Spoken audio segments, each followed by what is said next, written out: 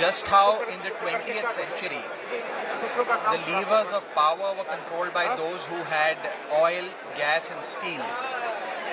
In the 21st century, the levers of power will essentially be controlled by those who have access to AI, GPUs, compute capability, data centers.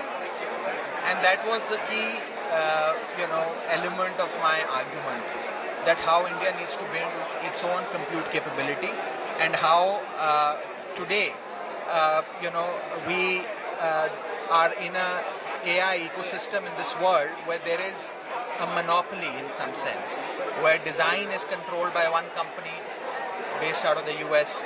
Fabrication is 90% of the chip manufacturing and fabrication is controlled by a company sitting out of Taiwan.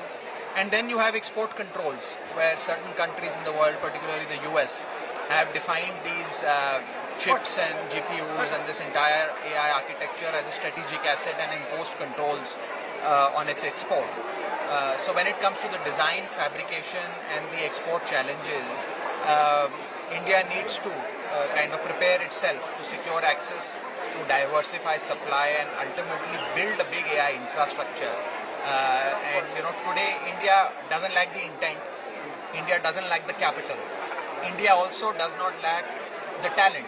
I mean, when it comes to the penetration of AI skills, India ranks number one. When it comes to the AI talent, India's AI talent is likely to double itself by the year 2027. So we have everything that's possible. I think what we need to do is secure access, diversify access so that we are not just dependent on one or two countries or companies. And ultimately, we have to build our own AI infrastructure, whether it's about data centers, whether it's about having access to land, power, technology, so on and so forth. So this was largely, the argument that I placed during my session. It's a fascinating environment. The whole AI world, in that sense, is descending to this big summit, and everybody seems to be very, very excited. Just how in the 20th century the levers of power were controlled by those who had oil, gas and steel.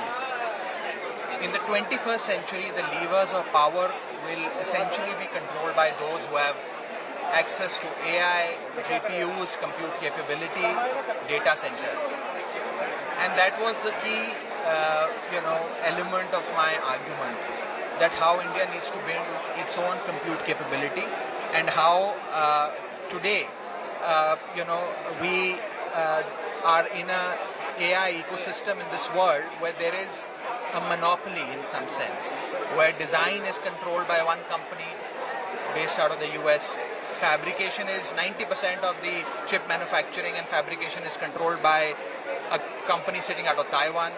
And then you have export controls, where certain countries in the world, particularly the US, have defined these chips and GPUs and this entire AI architecture as a strategic asset and imposed controls on its export.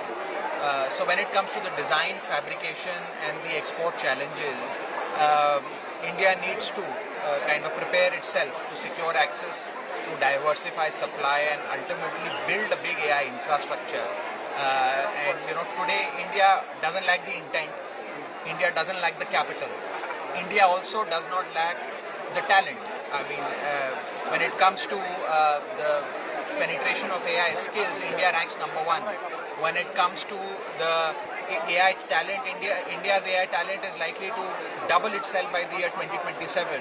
So we have everything that's possible. I think what we need to do is secure access, diversify access so that we are not just dependent on one or two countries or companies. And ultimately, we have to build our own AI infrastructure, whether it's about data centers, whether it's about having access to land, power, technology, so on and so forth. So this was largely, the argument that I placed during my session. It's a fascinating environment. The whole AI world, in that sense, is descending to this big summit, and everybody seems to be very, very excited.